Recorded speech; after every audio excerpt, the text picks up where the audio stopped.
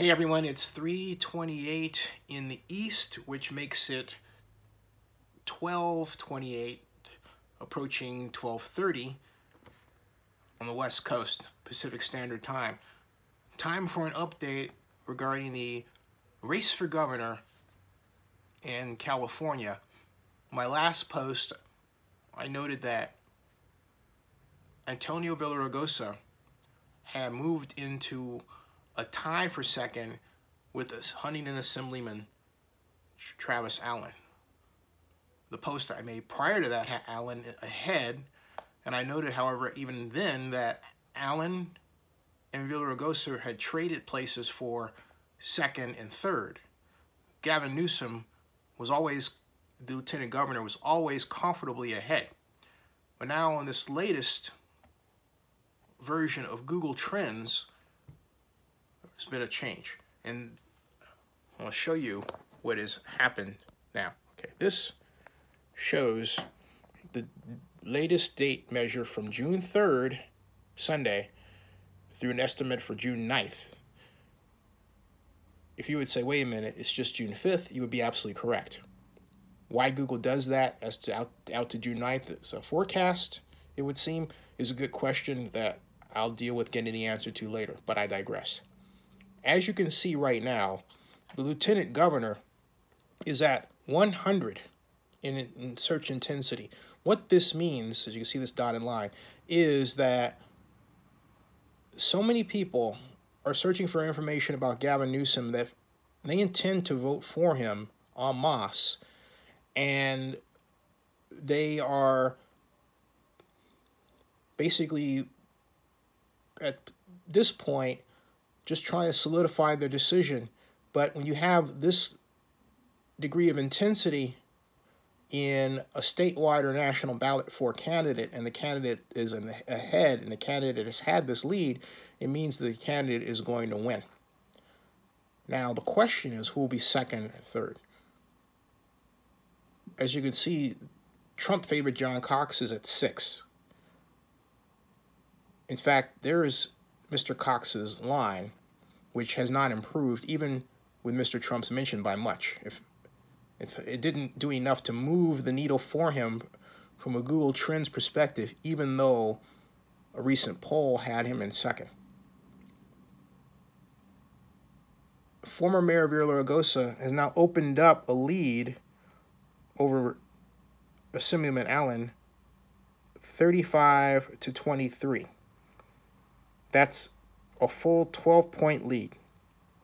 12 points. John Chiang is 16, not far behind Mr. Allen. So what this means at this late date is the following.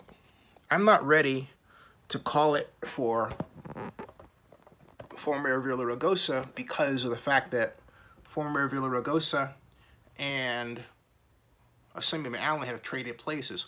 Also,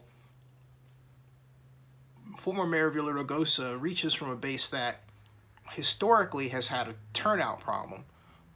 This will be a fascinating test to see to what degree that problem has ended among a percentage of Latinos not turning out to vote.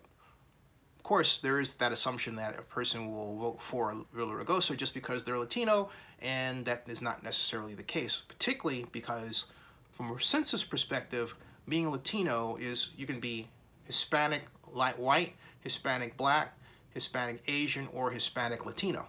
You can be mixed in a number of different ways. It doesn't guarantee a victory. However, it is identified as his base. He identifies as Latino, so we have to at least acknowledge the possibility that most of the Latino votes will go to him.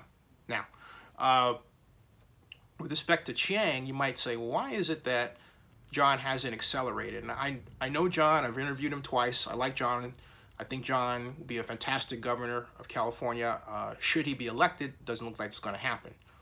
John is very middle of the road. He is a person who doesn't say anything or do anything that's controversial. And in an attention economy, that's both good and bad. He hasn't taken his good guy image, okay, and cast it in a fashion that would gain him both the attention and votes he needs to wind up in Sacramento in the governor's office. However, he has put himself in position for future turns at the bat, if you will. He shouldn't stop running for governor. I think this is a great way to get himself known, and he can go again in the near future for governor, and hey, he may very well win.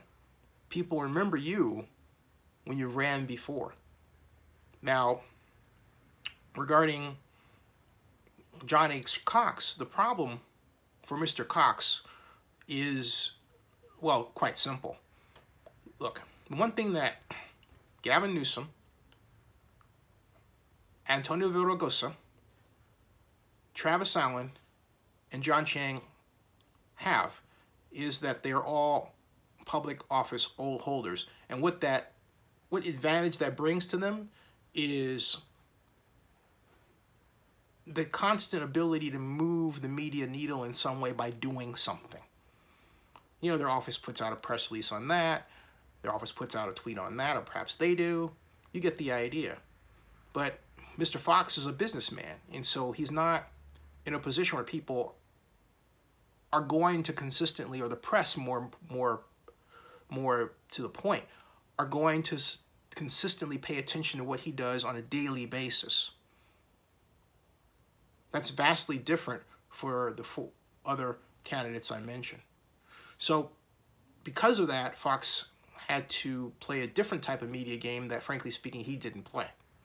It wasn't enough to have the president, but he didn't have the mechanism, or that, for example, let me give you an example of what I'm talking about. Let's say that Fox had started some kind of nonprofit that addressed a cause, picked the cause, and that cause was important to millions of people. And they had a press arm that was very good at getting out its message on a weekly basis. That would have given Mr. Fox an advantage he currently doesn't have. Okay, so that's the difference. So anyway, that's the report right now. Gavin Newsom is going to win, but as to who's going to come in second, it will not be Cox. And I said Fox. I keep saying Fox. But it will not be Mr. Cox. Okay, it will not be John Cox. John Cox will not be in second. John Cox will not be third. John Cox from this will not even be fourth. However, between Villaraigosa and Assemblyman Allen, it's still a toss-up. It's going to be fun to see what happens tonight. Stay tuned and I'll run more updates. Subscribe to Zenny62 on YouTube.